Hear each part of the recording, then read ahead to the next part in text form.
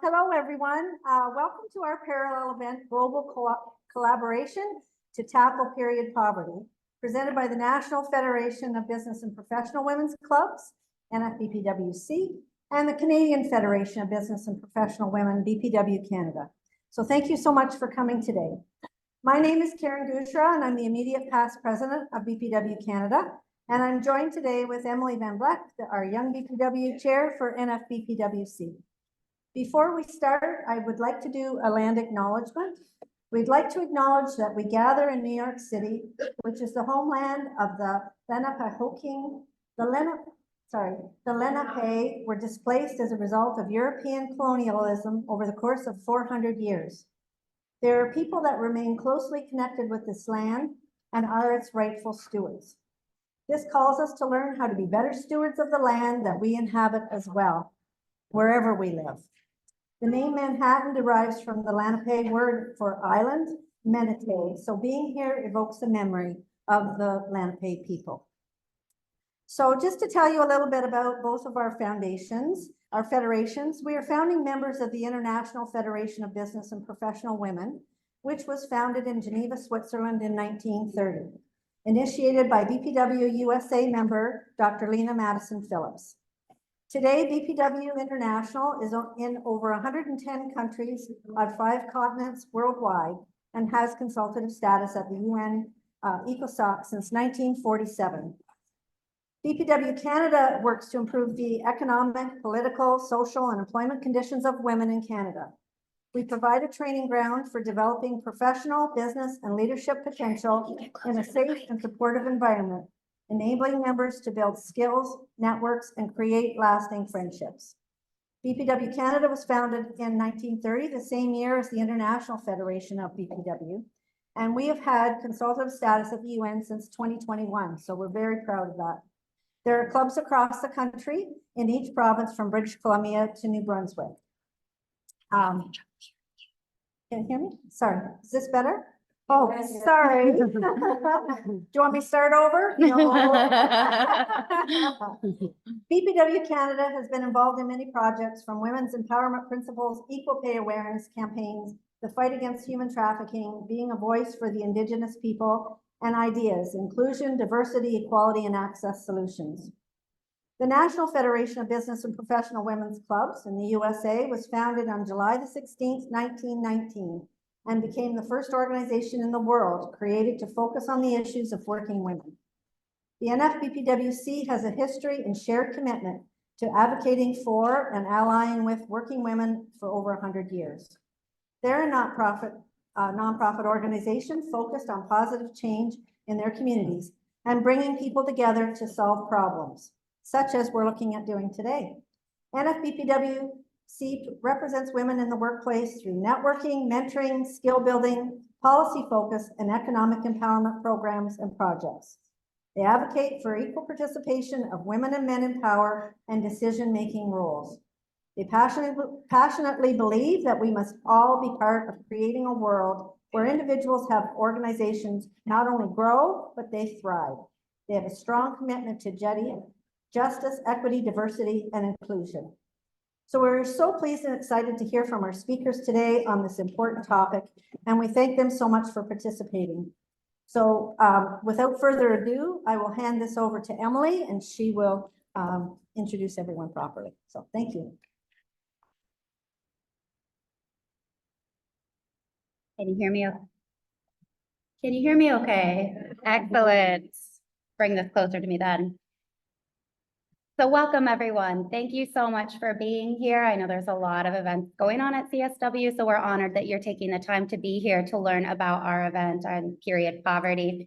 As Karin said, I'm Emily VanVleck. I am the young BPW chair for the National Federation of Business and Professional Women here, and I'm based here in New York. I also run our Period Poverty Initiative, which is a nationwide initiative. So just to give you some background on period poverty. Period poverty is a global issue that affects millions of menstruators across the world and directly contributes to the global gender gap. Period poverty refers to the lack of access to safe and sanitary menstrual products, to basic sanitation facilities, as well as menstrual hygiene education. It's an intersectional problem that disproportionately affects people of color, the LGBTQ+ community, and those of lower socioeconomic status. I'd also like to recognize that while period poverty is a gendered issue, not all women menstruate and not all menstruators are women. A 2021 survey conducted by Cotex in the United States reported that 42% of respondents had struggled to afford period products at some point in their life. And 38% reported having to miss events or activities such as school or work due to lack of access to period products. This led many to use products longer than safely recommended and substitute period products with other materials, making them susceptible to serious health issues. This report also noted that Black and Hispanic respondents were more likely to agree they've struggled to afford period products, around 35% of those respondents compared to 23% of white respondents. While menstruation is a life-producing bodily function, it is surrounded by stigma and taboo, again, worldwide. In many cultures, menstruators are shunned from the community during their period, and in 2019, a young Kenyan woman took her own life after being bullied at school just for getting her period. I remember being in high school some 15 years ago, and seeing commercials for period products where they were traded like state secrets, being passed under the table between girls, and then discreetly slipped up shirt sleeves to be carried to the bathroom. It is time for the culture of secrecy to end. Periods must become a part of public health discourse. The World Bank has estimated that as many as 500 million people are affected by period poverty worldwide. Inaccessibility to period products and sanitation facilities compound into larger issues. A survey in Kenya had 95% of girls reported that they'd missed school because of menstruation, and more than 50% of those respondents stated they'd fallen behind in school as a result. These hardships often leave girls feeling pressure to drop out of school, a decision that has reverberating negative effects for the rest of their life. Excuse me. And again, this is a problem that we see around the world. In 2022, a survey in New Zealand found that more than 90,000 girls, that's about 1 in 12, stayed home from school because they couldn't afford period products. A survey in 2018 in the UK reported that nearly 140,000 girls had missed school due to lack of access to period products. In fact, painful periods and lack of access to products is a leading cause that women miss work and girls miss school worldwide. As if lack of access to products was not enough, menstrual education is also under attack. Just last year, the state of Florida here in the United States passed House Bill 1069, banning sexual education for students younger than 12th grade or 9th grade, excuse me. And for our non-USA friends here, that's about the age of 14 or 15. While the primary intent of this bill was to prevent educating students about varying sexual identities and sexual orientations and gender identities, it was acknowledged by the lawmakers that menstrual education was a casualty of this bill. And yet no exceptions were made to fix it. So as of July 1st, 2023, girls in Florida will learn about menstruation after a majority of them have already had their first period. The problem of menstrual education also transcends country borders. A 2017 World Bank survey found that in Bangladesh, only 6% of schools provided education on health and hygiene, and only 36% of girls knew about menstruation before their first period. When girls aren't taught about menstruation, they don't know what is considered normal, abnormal, or how to practice menstrual hygiene. This leaves them vulnerable and open to health complications, and increases feelings of embarrassment, shame, and depression. For a species that has experienced menstruation from the beginning of time, we are failing to prepare our future generations for their own biology. Struggles of period poverty do not end once menstruators reach adulthood. Women in the workplace lacking female-friendly sanitation facilities may miss work during menstruation, as with those experiencing painful periods. These workers are then viewed as unreliable, miss out on advancement opportunities, and could even face termination. Menstrual inequity further hits women's pocketbooks with biased economic barriers like luxury taxes on menstrual products. As of today, 21 states in the US still have additional taxes on period products. Issues of period poverty are even worse for those facing instability. Women experiencing homelessness, those who are incarcerated, women in humanitarian conflicts. There are humanitarian crises all around the world right now. And we think, wow, where are these women sleeping? Where are they getting food, clean water? Imagine getting your period in the midst of all of that. And that's never part of humanitarian aid discussion, is it? And yet it poses serious public health issues. Now, the purpose of this conversation isn't to fill you with dread. Countries have begun to address the issue of period poverty, and there are incredible nonprofit organizations working to eradicate period poverty. And I'm so fortunate to be joined by a few of those here today. To give you some hope, in 2021, Namibia voted to eliminate the country's 15% tax on menstrual products. Last year, Spain passed a paid menstrual leave bill, which entitles those with painful periods to 3 paid leave days per month with no repercussions. Menstrual leaves are also offered in Japan, Taiwan, Indonesia, South Korea, and Zambia.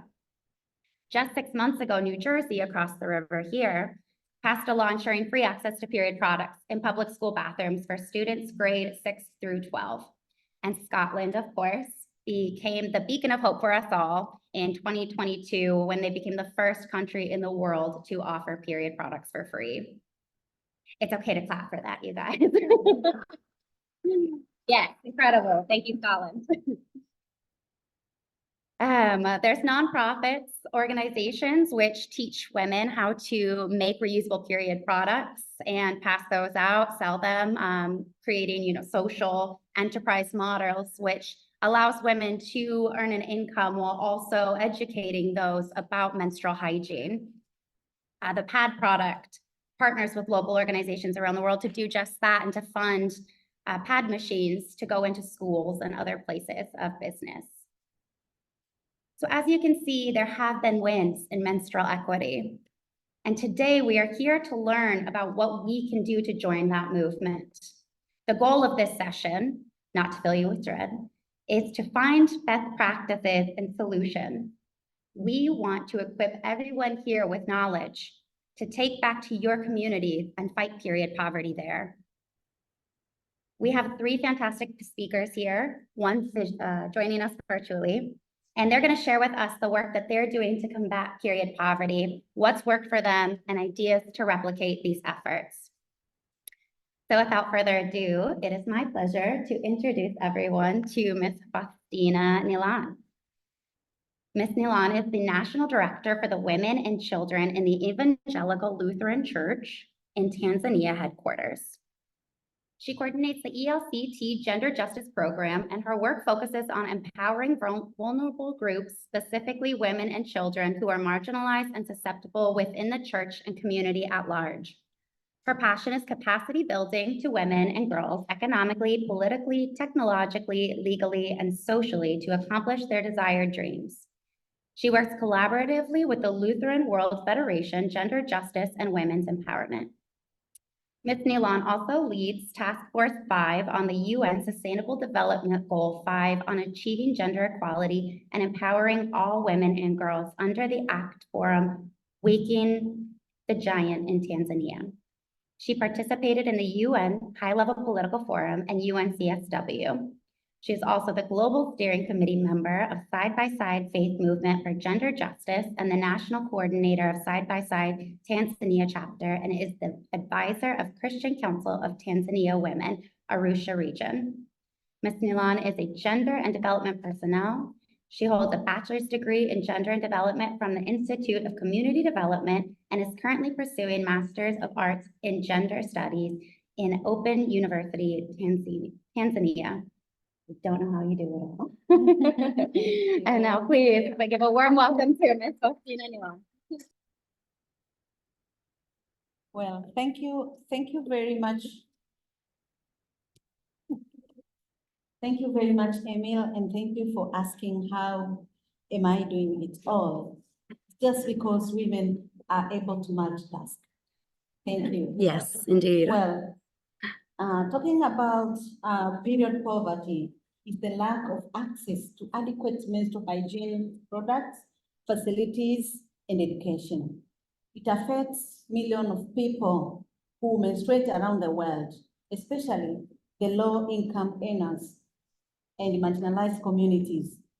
Period poverty can have negative impact on health, education, dignity, and well-being. The Evangelical Lutheran Church in Tanzania, ELCT, is one among the faith-based organizations that's working to overcome period poverty in the country and all over the globe in collaboration with Act Church of Sweden, Evangelical Lutheran Church in America, USAID, and Act Alliance members through Act Forum Tanzania. We work to complement with Tanzania national development policies, the Africa We Want, which is the regional policy, but also we work to collaborate in accomplishment of the global agenda of sustainable development goals. What do? Advocating for comprehensive sexual education through initiatives that we have, and we also commemorate the Global Menstrual Hygiene Day every 28th of May. And here we campaign, we do the roadside events and other media campaigns to make sure that everyone get the right information concerning menstrual hygiene and management. Also educating girls and women about menstrual health and hygiene, as well as challenging stigma and myths around menstruation. This is breaking the taboos around menstruation. Also, we advocate the elimination of the value-added tax on the menstrual products. And yet we have not reached there as other countries do, but we are still advocating as part of CSOs. Also, we partner with other stakeholders such as the United Nations Population Fund, UNFPA, Act Alliance, and Tanzania Menstrual Hygiene Management Coalition to raise awareness and mobilize resources for the period poverty alleviation. All these efforts are part of ELCT commitment to promoting gender justice and human dignity, as well as to accomplish the Sustainable Development Goals, specifically Goal 5 and Goal 3.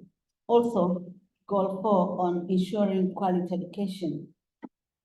As you can see in the picture, that is our retired presiding bishop, Dr. Frederick Shaw, who was there to advocate period with dignity.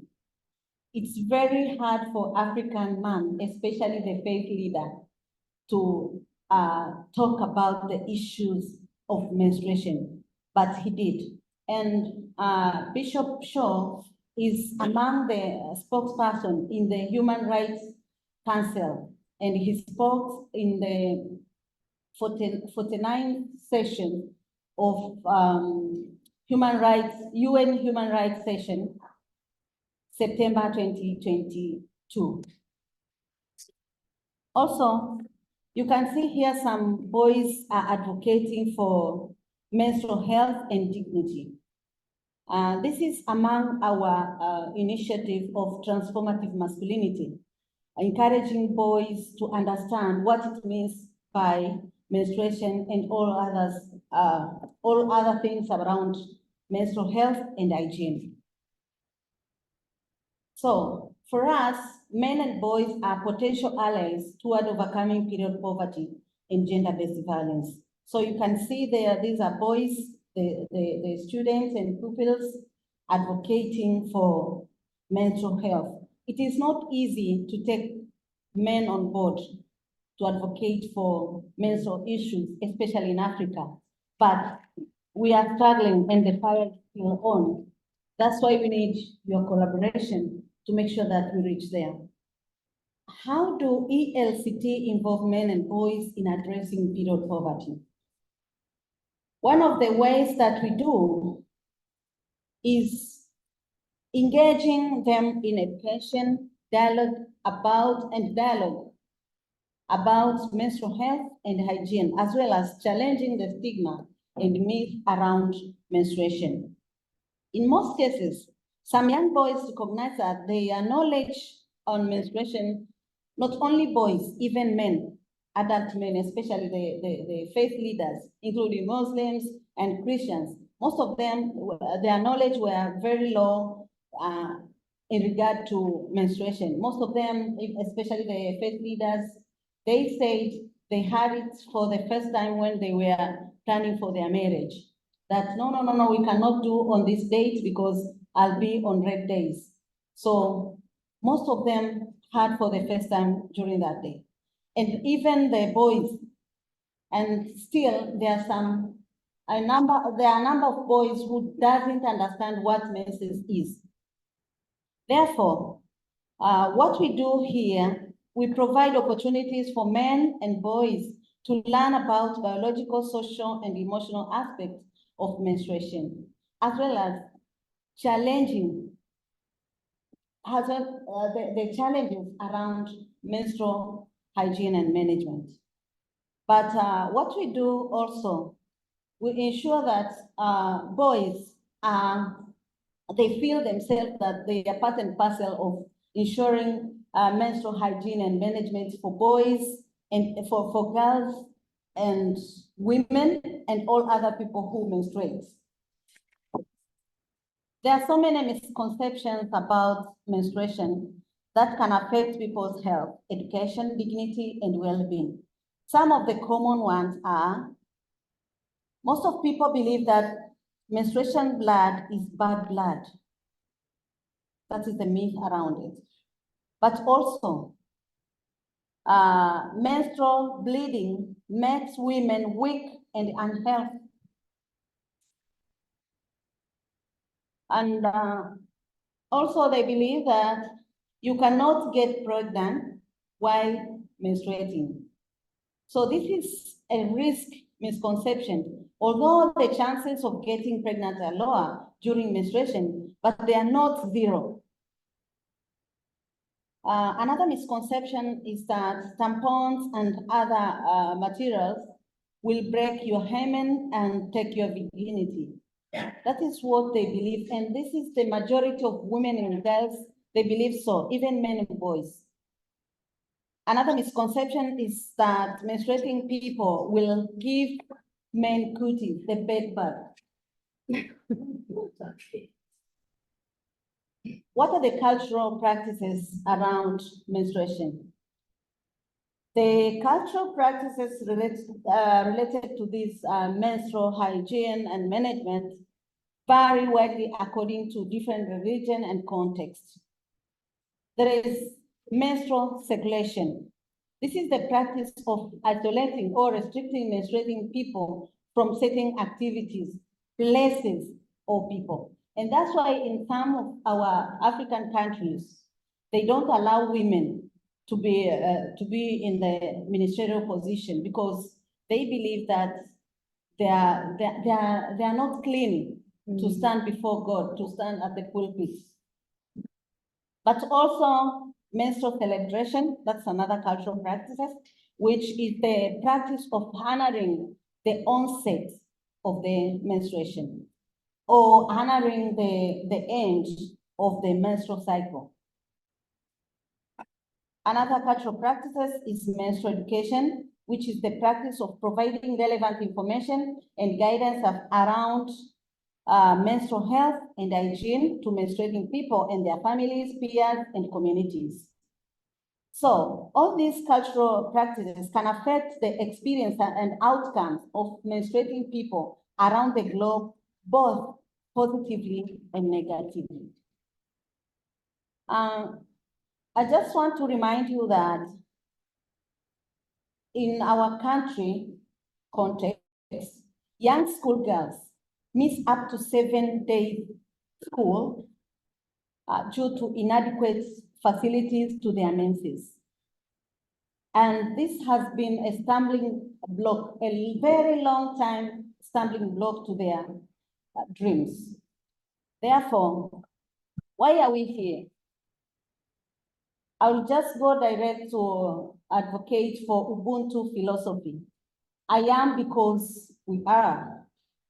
Therefore, we call upon the UN CSW through the government and other relevant stakeholders to strengthen effective economic policies and systems of accountability that improve the status of women at all levels and scale up projects, especially funding for women and girls to ensure universal access to health facilities for menstrual hygiene and management.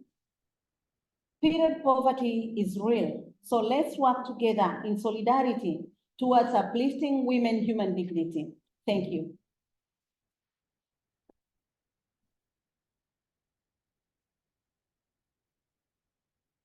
Thank you so much. That was incredibly inspiring, and I think education is key, right? It's the cornerstone of everything, and that's why I was so excited to have you here and to have you kick off our panel, because again, education is everything. Having male allies is so important as well, and thank you to our one male ally in the room. If I missed one, let me know, but yeah.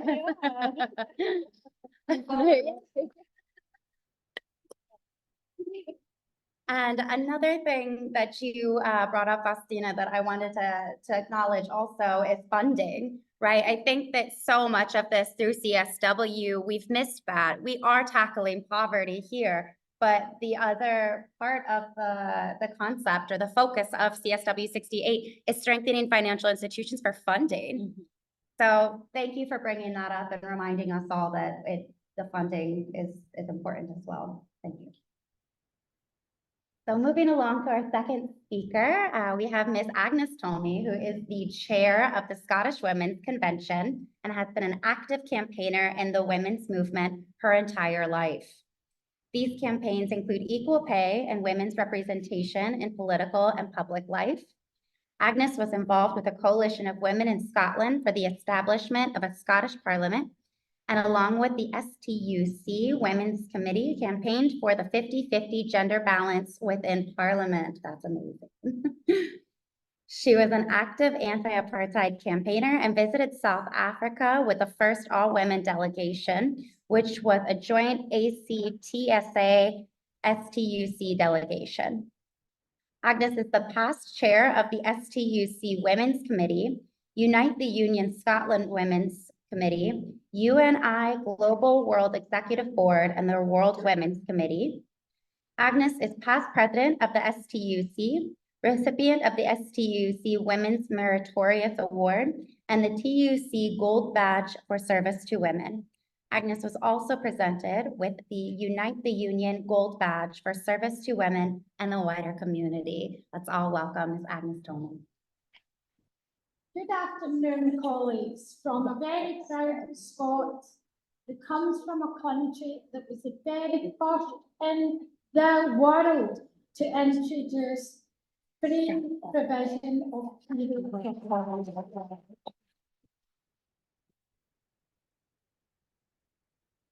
As has been alluded to, the bill was introduced on the 23rd of April 2019 and became law in 2022. It is a members' bill and it was introduced by Monica Lennon, a good friend, colleague and comrade, a good sister who will be speaking later in this debate.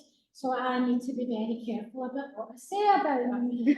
Anyway, the bill is to ensure that everyone in Scotland who needs to use period products can obtain them free of charge through a period products scheme, which the Scottish Government set up. The bill requires primary and secondary schools, colleges, universities, and public bodies to make sure that period products are free in all appropriate toilets and enables Scottish Government ministers to place a similar duty on other organisations. They must be easily and reasonably private. They must be available reasonably easily, and people can choose to have different period products collected or delivered. The scheme also must ensure that a choice of the different period products are available. And under the bill, the Scottish ministers must publicise the scheme and may compensate those who are obliged to provide free products. The current scheme for educational establishments, although it is very young, a couple of years old, has been viewed in an overwhelmingly positive light by women across Scotland. Women have highlighted the capacity for such provision to tackle old-fashioned attitudes towards menstruation, while also ensuring a dialogue continues around the free sanitary products. Not everyone was in favour, but we're eliminating them one by one.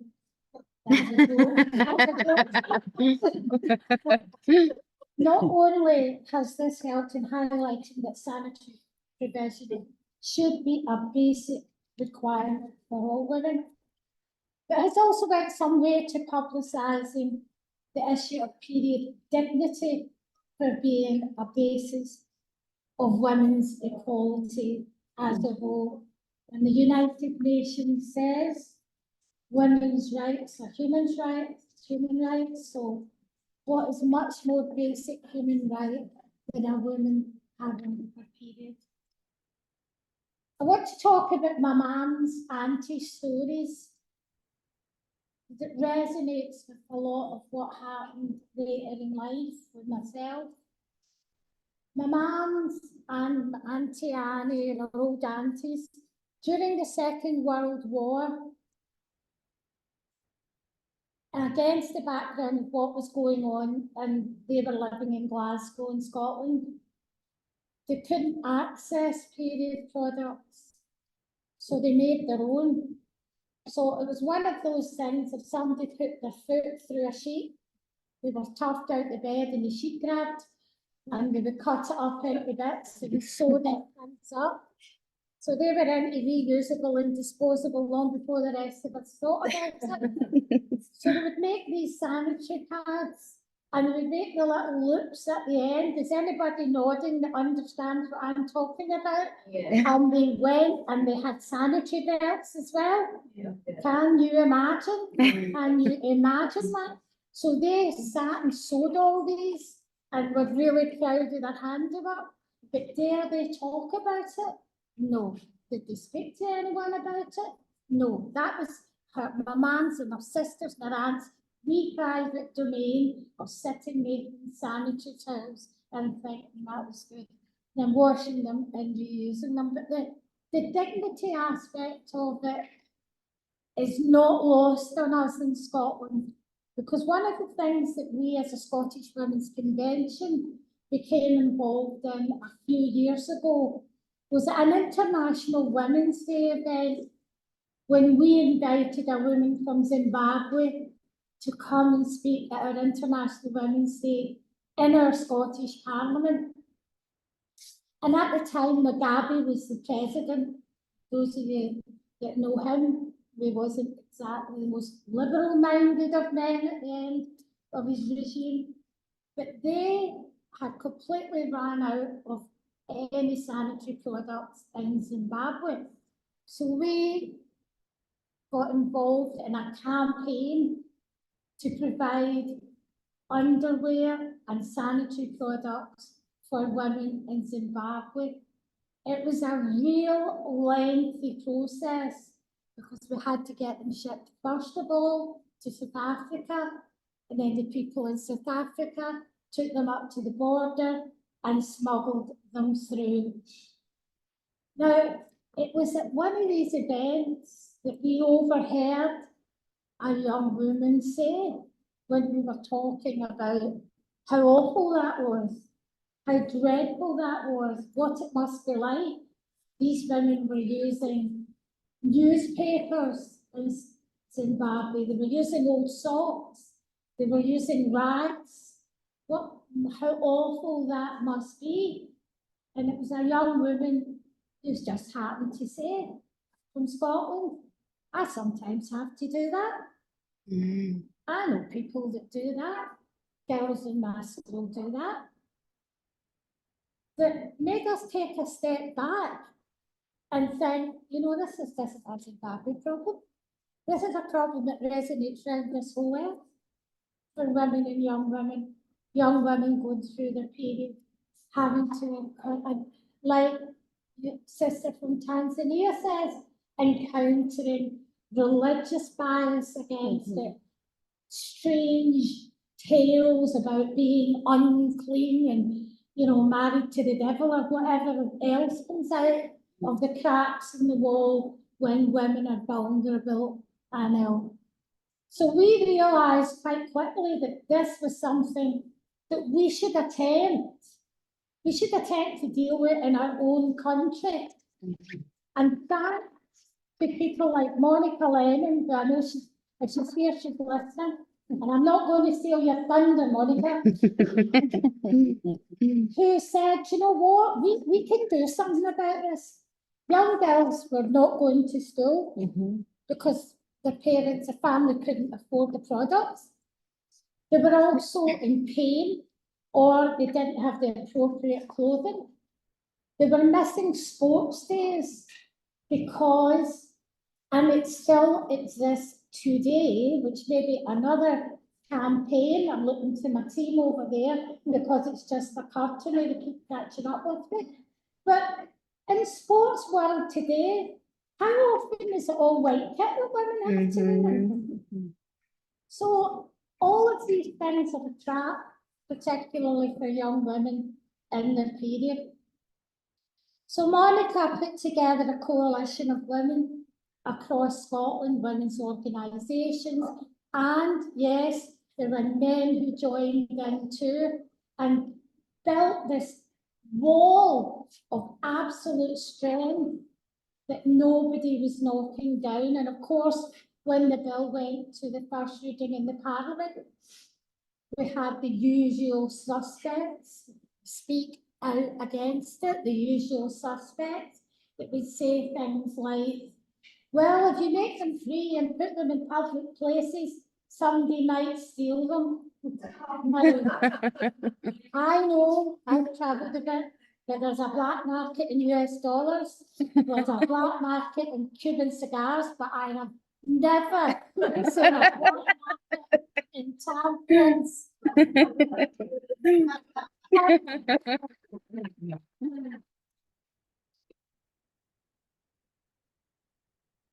So eventually, and I'll let Monica tell her story in peace without interruption from me for a change, that we succeeded. And what a relief it is. And it's now commonplace. Boys don't hesitate to mention and talk. And there was a member of the UK Parliament here, our event this morning and yesterday, was saying that her 19-year-old son had came to her at home because his girlfriend needed sanitary products. She said, I can't imagine 4 years ago or whatever, any of my sons just coming up openly and casually saying, Mum, if you get any sanitary products, my girlfriend. Do you know what? And that's what it changes. It doesn't just change the fact that they're there. It changes why they're there and why they need to be there. So providing what is basic essentials to women should be routine in all workplaces, in all places where we are. because it can happen where we are. The fact that this is not the case is symbolic of the wider inequality and discrimination that women continue to face. Inaccessibility to suitable products not only deepens inequality, but also renders some women and girls unable to partake in certain activities, and I've covered off some of that, including sports. Adult women experience period poverty to the extent that if they can't go to their work, then they don't get paid. There's still places in the UK where if you don't go to work, you don't get paid. There's a lot less of them than there used to be, but some of them still exist. And it's usually in the precarious employment, you know, where you're your own business or you're selling things that you make. So we, particularly the Scottish women, particularly commend the work of all women's organisations throughout Scotland and within the trade union movement in particular, not only for ensuring this issue was highlighted and consistently highlighted, but we worked really hard to ensure that it was delivered in our parliament. And we are very, very proud of that. And again, I will say, and never stop saying, it's easier the more women you have in your parliament. Now, on International Women's Day, we give out a goodie bag and things like that. But after Monica's bill was successful in the parliament, this was a wee goodie bag that was in a goodie bag. It's almost like a box in a box. So this is a wee happy International Women's Day card and some sanitary products. So good luck in all of your campaigns, and if there's anything, any of us we can do, yes, believe me, we will. Thank you.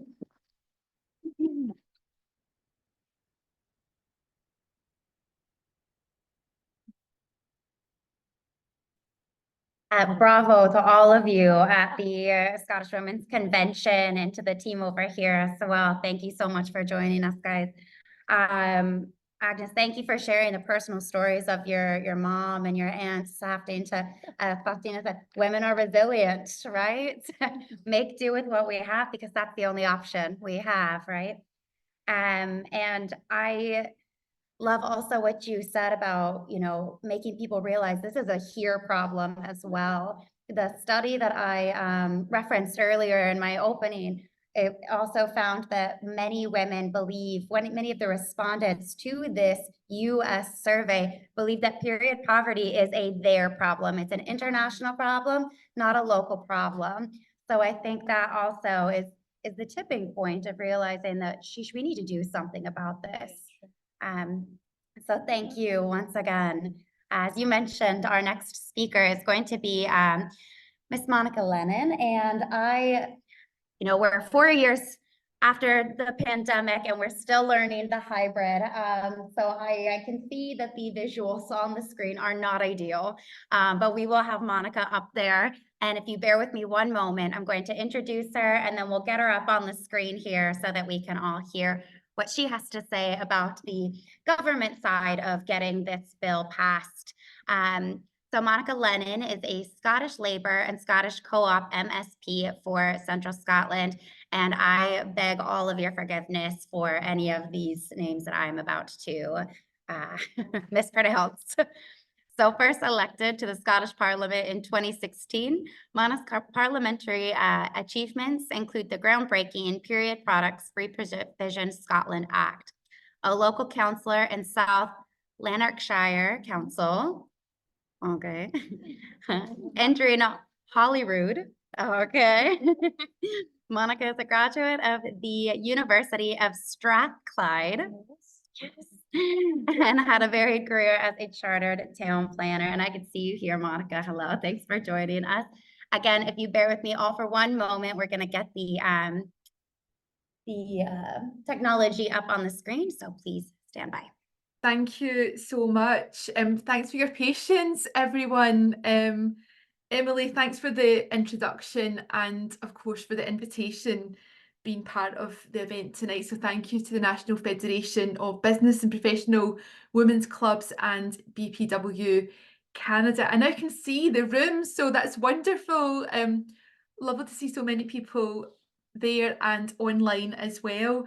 So it's a real honour to be included today and to be in the company of so many amazing women. And I do really regret not getting a plane ticket and joining my good friend Agnes Tolmie, who appears to be having a wonderful time there, and is a wonderful friend and sister back home in Scotland, and really is a giant in the women's movement and the trade union movement. And listening to Agnes and Faustina and Emily, it just reminds me that we're all standing on the shoulder of giants, all the women, the mothers, the grandmothers, the sisters, the aunts, all the women whose names have not been put into the history books. No one's built a statue to celebrate them, but these women matter, and they've made us the women that we are today. So I hope you're all having a fantastic experience if you are taking part in the 68 session of the Commission on the Status of Women. And as you know, that's the UN's largest annual gathering on gender equality and women's empowerment. And that's a really big deal. And I look forward to the discussion once we get started. But your title today, Global Collaboration to Tackle Period Poverty, I think that word collaboration is really important.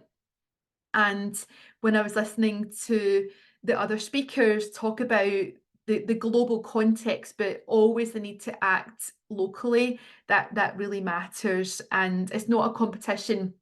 It is about genuine collaboration and how we can all work together. And I know the theme this year is accelerating the achievement of gender equality and empowerment of all women and girls by addressing poverty, but also strengthening institutions and financing from a gender perspective. So I think there's a lot we can learn together. Faustina talked about the challenges around overcoming period poverty, and Emily spoke about hope. So hopefully in the few minutes I have this afternoon, I can share some further insights from Scotland to show you what can be achieved and what is possible. I feel like Agnes has given a really good account of what's been happening in Scotland in the last few years, but perhaps I can just say a little bit from my perspective as a member of the Scottish Parliament, being a woman in the Parliament, and thank you again to Agnes and all those women who fought for a Scottish Parliament and for women to have an equal place there. We're still fighting for true equality, but we have come a long way. And I would say that my experience as a legislator over the past 8 years has been frustrating at times, but it's been really worthwhile so far. And when people say to me, when I knock on their doors or I'm in the street handing out political flyers, when people ask me, what difference have you made in politics? Does politics even matter? Then I tell them that I was able to work with women and girls, with civil society organisations, with trade unions, with grassroots campaigners, people who have real passion and commitment to introduce a bill in the Parliament that eventually did make period products free for everyone who needs them. And that wasn't easy. It wasn't an easy journey because it hadn't been achieved anywhere in the world. So some people laughed. Some people just said it couldn't be done, that it was unrealistic, and that women and girls should just get on with it. You know, it's no big deal. But for me, politics is fundamentally about breaking down barriers. It's about changing minds and winning hearts, and it's fundamentally about making progress. And boy, did we need to make progress. So after lots of campaigning and debate, trials and twists and turns along the way, in Scotland today, everyone has the right to access free period products, no matter their background, no matter their status, no matter their circumstance. And that really does matter. And as you've heard from Agnes, that means for those who are in school or college or university, they have to have access to free menstrual products. And every local authority in Scotland has to make universal free period products available to all residents. And as you've heard, they can be collected, for example, in a local library or a community centre, and there are options for home delivery too. There's even an app that everyone in Scotland can access, and it has a really good map on there.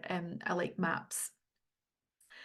And because no part of Scotland is left behind, no woman, girl or person who menstruates is left behind either. And I hope that we all agree that's the way it should be, because menstruation is normal. And that means that menstrual products are essential items. They're not luxury goods. And I was listening to Emily when she talked about all those states that still charge a tax for menstrual items. And I think we've got to stop and question why we still live in a world where tampons and pads and other menstrual items are still taxed as though they're one of life's little luxuries, like it's a treat. I think, again, we know the answer when women and girls are not represented equally in our political spaces, when we don't have economic power and when our voices are silenced, then we are not treated as equal citizens.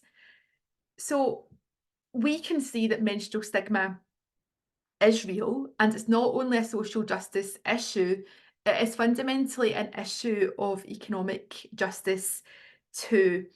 So just to take you back to 2016, I found myself elected to Scotland's National Parliament.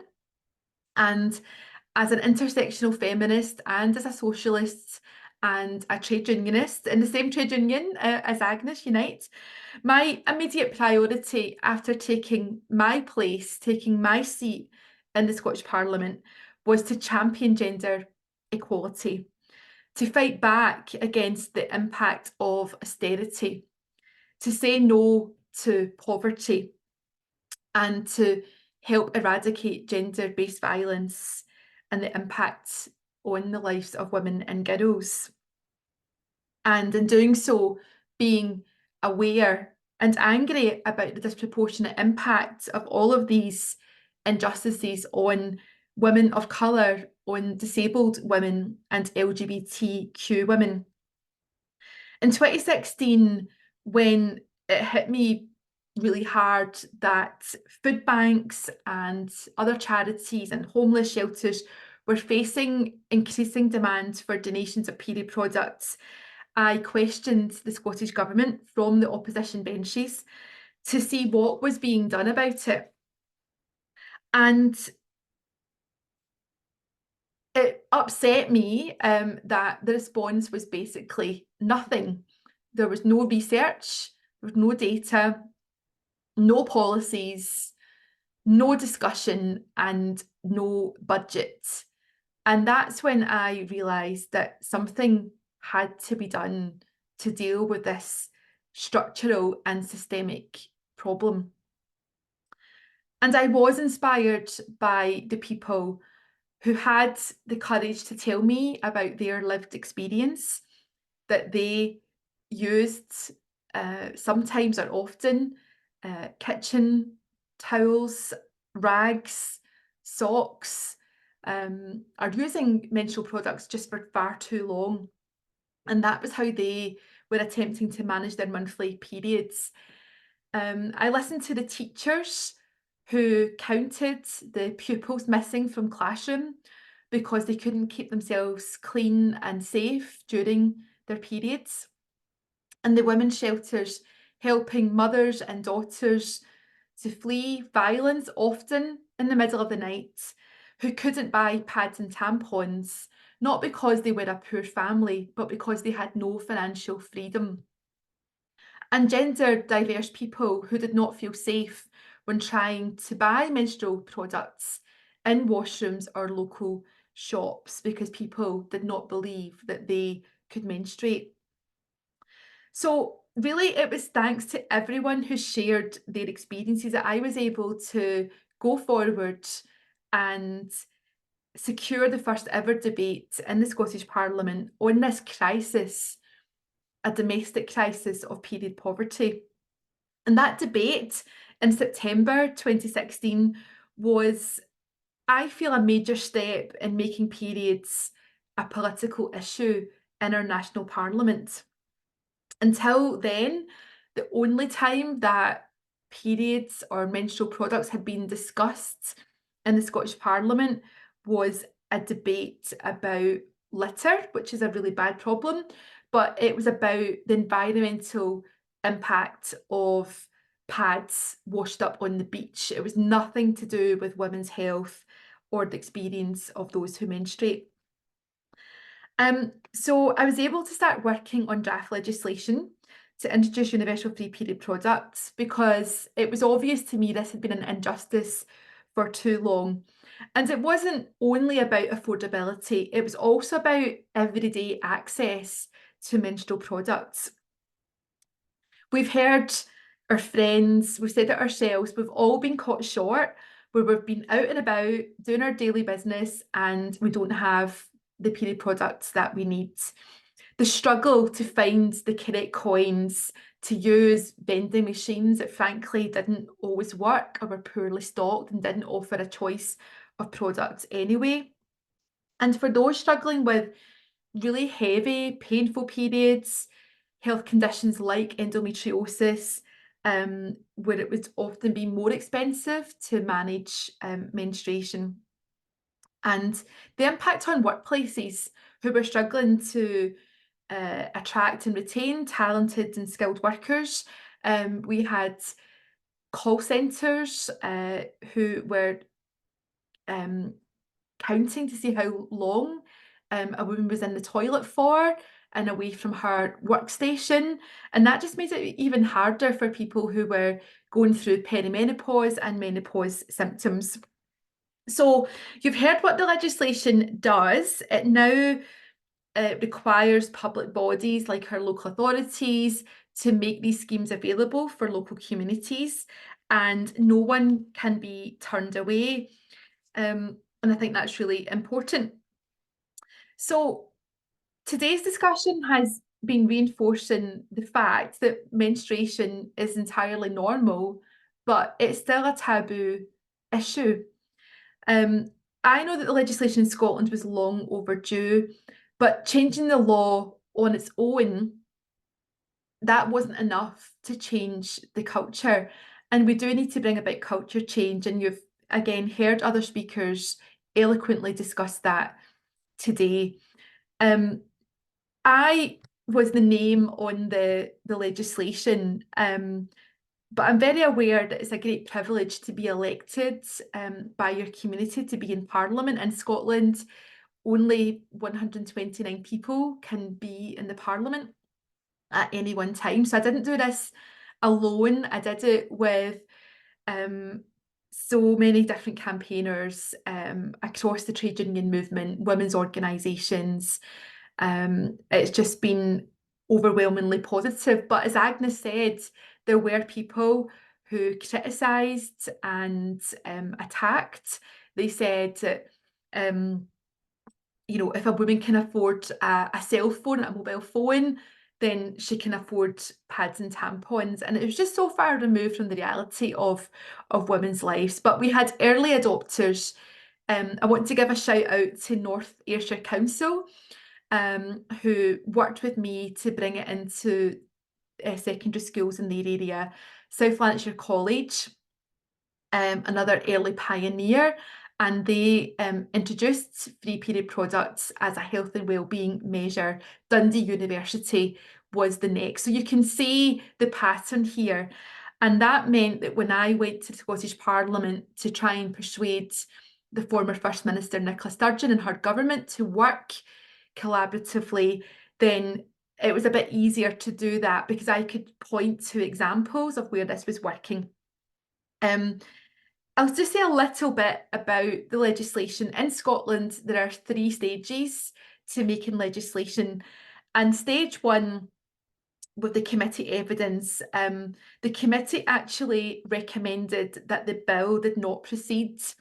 So they were asked to vote on the general principles, and they said that there were some good ideas, but the bill was really flawed and wouldn't be practical and could be open to legal challenge.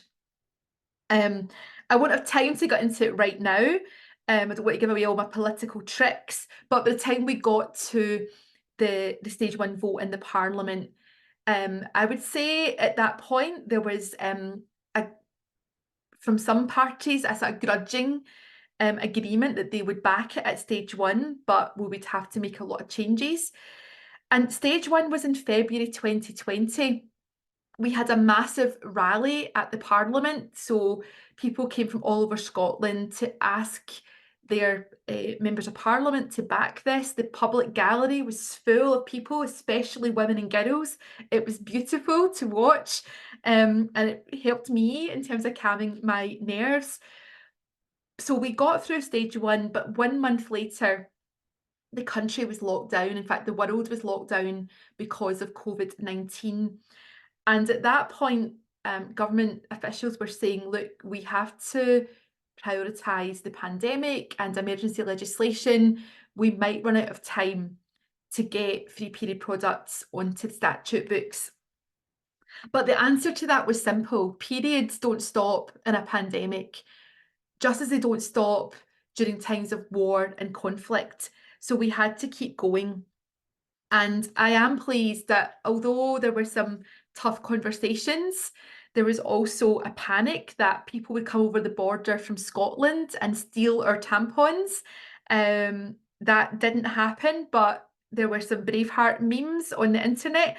So we kept going. We had the data, we had the research, we had people on our side, and we were able to build consensus in Parliament through collaboration. I won't repeat a few other points because they've been covered by Agnes, who really is a force of nature. And I love that she's still giving out free period products in the goodie bags, along with the gin and whiskey that I got from her a week ago for International Women's Day. So sometimes we have to bring a bit of fun into our politics as well, because these issues can be so serious and exhausting. But I just want to leave with you this example from Scotland, because in 2016, when I started to raise the issue, people thought this wasn't serious politics, but we got a debate, we got it into the Parliament's timetable, we brought forward legislation, and we went from being told that this bill wasn't fit for purpose to every single member of Parliament voting for it. I think that's something that we can all be proud of, and it shows that politics can also be a force for good. But Scotland is the first country in the world to make period products free for everyone. But I hope we won't be the last. And I can see action happening around the world. Our friends in Northern Ireland also have legislation, and that will come into force soon. By the time our bill was approved in November 2020, still in the height of the pandemic, a lot of the work had been done and a lot of the schemes had been rolled out. So people already had access to free period product. But I want to leave this thought with you, because having good policy and having funding that might last a year, it might last 3 years, like that is great, and that is a win that you should celebrate. But it's only through legislation that we can lock in that progress and protect it, because governments come and go, administrations change and priorities change, and history has told us that women are deprioritised all the time. Projects that help us are defunded all the time. So legislation is really important, as is education. And I'm fighting for our curriculum in Scotland to be changed so that menstrual health and well-being is part of the curriculum, and that's really, really key. And wouldn't it be nice if every young girl could be gifted a box before her first period that has not just the pads and tampons and, you know, the reusable options that people should be aware of, but also education, books, information, and items that make you feel not ashamed to menstruate, but to be proud of our periods. And perhaps that's a note to end on, because I'm really looking forward to your questions and discussion. But hopefully, in these quite dark times that we're living through, Scotland's experience can give you hope. But I won't rest at Scotland's borders. There are women in the world who have been taken hostage, women who are unsafe, women who are being bombed, women who don't have period products and don't have medical care and don't have access to food and basic humanitarian aid. So, as Agnes said, women's rights are human rights, and that's what I'm fighting for. Thank you.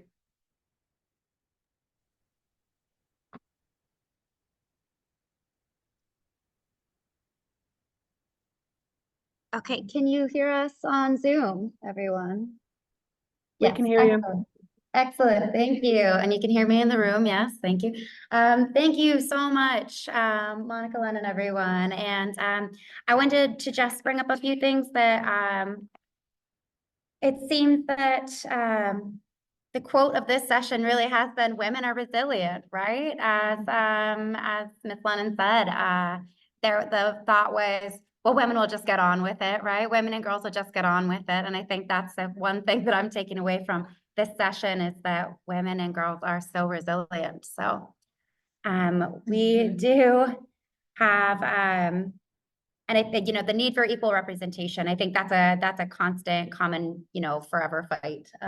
So hopefully we get there as well. So we are now going to open it up for question and answers. I know you guys probably have questions for these fantastic panelists, so I will keep my eye out for you. And then it looks like we do have some folks on Zoom that have questions. So if you have a question anytime, please raise your hand. And then again, our folks here on Zoom. Yes, right here. Thank you. I want to discuss more about yes, please. I want to bring up in more detail about countries or companies that provide menstrual leave. We have fought for equality, for fair wages, for equal wages, for equal pay, men and women, and I feel like if you are accommodating women to offer menstrual leave, it kind of gives us a disability. It's like putting us where we're not able, and I don't, you know, to go there again.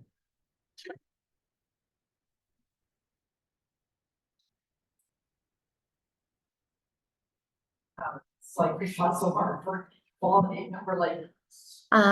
Do any of our panelists care to take that one on? The statement was, or question rather, was, you know, what does paid menstrual leave acts give us a sort of disability, and does that take away from the equality that we're fighting for if we're provided?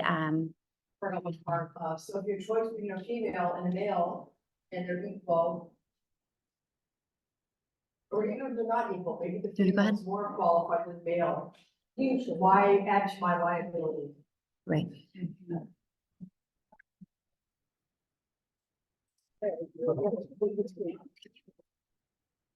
I'll take the voice of Charles. First of all, I have an issue with men and women being equal and not. We are miles away. I'm not, especially not in the workplace, but anyway, Zoom. to take that as a serious issue, We'd have to add. women are all different. Some women experience menstrual pain, others don't, or varying degrees of it. And some women's menstrual pain, as Monica referred to, goes into something else. So as an employer, I would rather give you that day off than you take a sick day and become something else. Because I expect, and you usually get, employers who have women-friendly policies, for the lack of a better expression, get so much loyalty back, so much hard work back, and definitely so much more back than giving a day off every so often. So I think it's like a quid pro quo. And part-time workers are usually the same. If you look at women in the past who asked to work part-time hours, they would enact them. But now employers are bending over backwards to take on part-time workers because they realise that these women are putting in a shift that they would maybe not otherwise do. But I think in terms of a woman having a period that is painful, it's inhumane for an employer to say, no, you're not getting a day off sick because that man over there doesn't bleed. I would say that's unacceptable.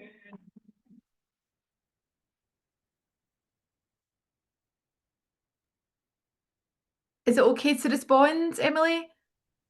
Oh, yeah, absolutely. Please do. Oh, thank you. I couldn't hear all of the question, but I think I've got the measure of it. So I think Agnes has responded really well. I think having that flexibility is really, really key.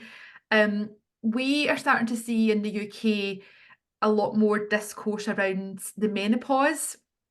And again, having women in Parliament who've had that experience and can talk about it, it gives it visibility, and it means we start to develop policy and look at budgets around that as well. But on menstruation, we've got the free period products, but then it kind of stops there.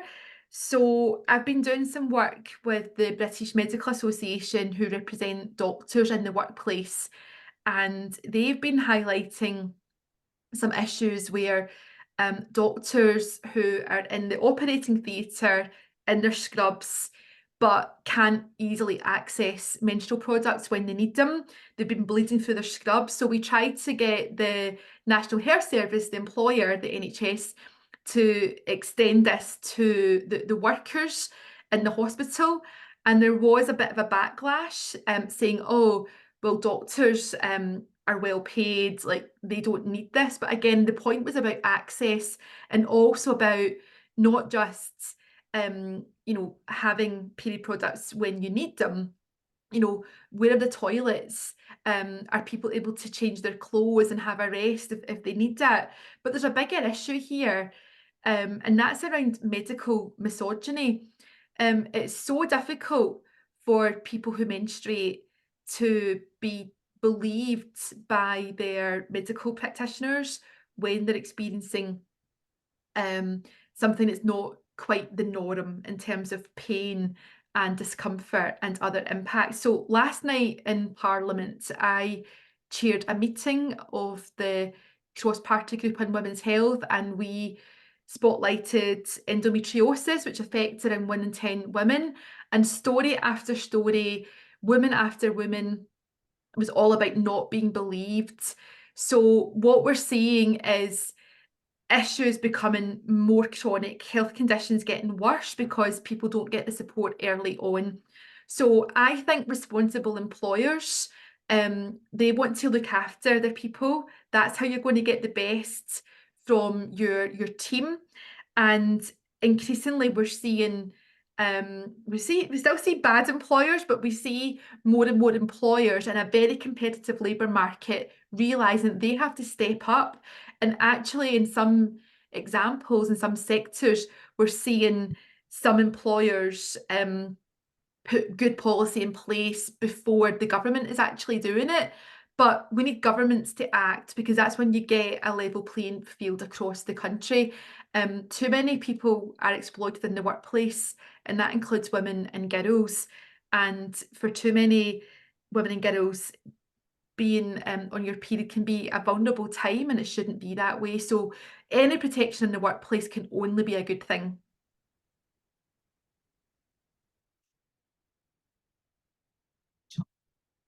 Awesome. Thank you so much, both of you, for responding to that. I know that is a very controversial subject, but I think like both of you have said, you know, it's time to normalize it. And is it going to happen overnight? Probably not. But with that, we were going to move on. We've got approximately 10 minutes left, so I'm going to take a couple questions just to save time. So I've got one mic right here, and then we'll move over here. Yeah. Yes, thank you very much to our speakers. My name is Karin Gorgerat. I'm part of the President of BPW Canada. You've touched lightly on the subject. Period poverty is really important. And I just want to let you know that the women coming to the front from the New Zealand Defence Force in New Zealand, they're implemented free period products for all the women. And they're changing the conversation around periods, menopause, and they're making it easy for men and women especially. But one thing you touched on very lightly is endometriosis. So I had that in those 21 years between my two boys, and it was crippling. And it is so that you need to make young women understand what it's like. Because I sat on the plane and spoke to a young woman about endometriosis. Both her and her sister and her cousin were all having to go for operations to have this dealt with. It is staggering what is happening to our young women and also to other women that have had to deal with this for years. So what you started here is one part of that journey, and my challenge to you now, where are you going from here?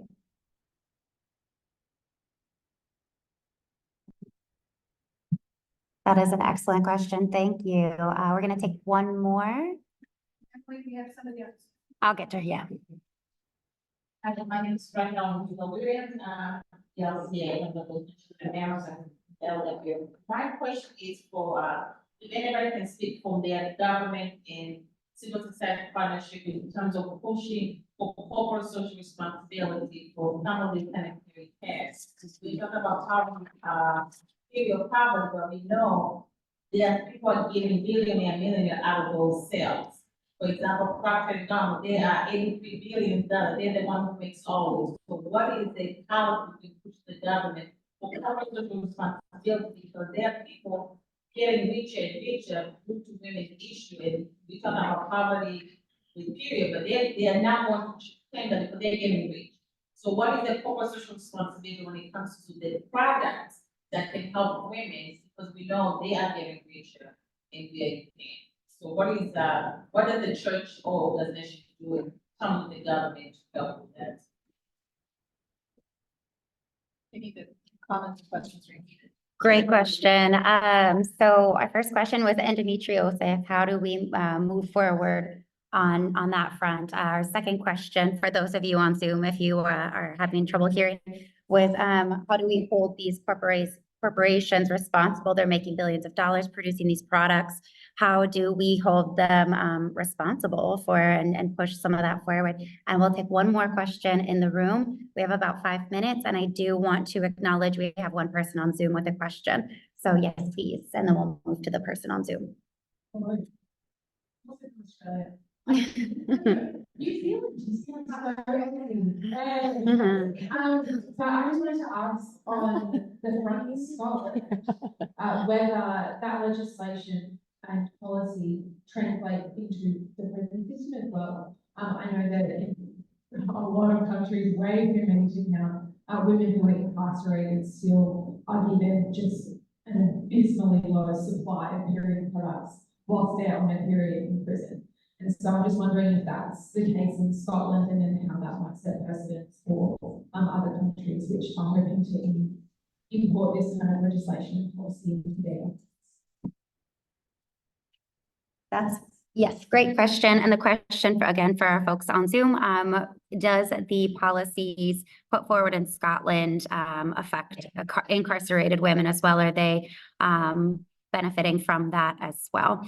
And then I do have one person on Zoom. Yes, Japa, please go ahead. Yes. Hi, Monica. That was, I mean, all the speakers were fabulous and so inspiring. And like you said, you know, besides education, besides sharing products, advocacy is so, so important. I'm Jalpa Vitlani. I'm the president of BPW South Bombay. And we partner with an organization called Humans for Humanity, who's founded by this young man, Anurag Chauhan.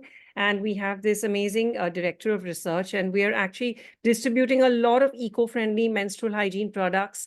We are doing work at a ground level in rural and urban slums, and we've reached 6 million women in 6 states. And, you know, I just wanted to say that there are a lot of taboos, of course, related to menstrual hygiene, even in India. I think the story is the same almost everywhere. A lot of places, the women are made to sleep outside the house. They're using, you know, hay, they're using cloth, they're using lots of different products, and we are constantly educating them. We're taking doctors, we're introducing them to better nutrition, you know, even in simple solutions. And we've also taught a lot of women how to make cloth pads. So it's also given them some employment opportunities, especially during the lockdown. It was inspiring because we continue to do the work somehow, even on their small mobile phones or on Zooms, or somehow they manage one laptop in a slum. And, you know, Sonali and me, who's the director of research, we did a lot of different training programs. I hope this circle, you know, which is working around menstrual hygiene around the world, is going to continue to be connected, because I think we all have so much, you know, which is, you know, to inspire each other. And as, you know, our latest innovation is going to be, we are producing eco-friendly cloth pads with sugarcane and bamboo pulp. You know, we are devising you know, a special machine with which we'll be distributing this. And we have training programs going on all the time. We have booklets, you know, we have information so that more and more women are educated. And I think it's very important that we sensitize the men along the way. And I'm very proud to say that we have a lot of men who joined us in the workshops, and, you know, even as volunteers, and even a lot of men, even in the villages, they sit and they listen to us. And I think that's so, so important. So I'm so excited that, you know, I could attend this session, and, you know, virtually sitting here in India, and truly all of you women, you know, salute you, and it's been very inspiring. Thank you so much.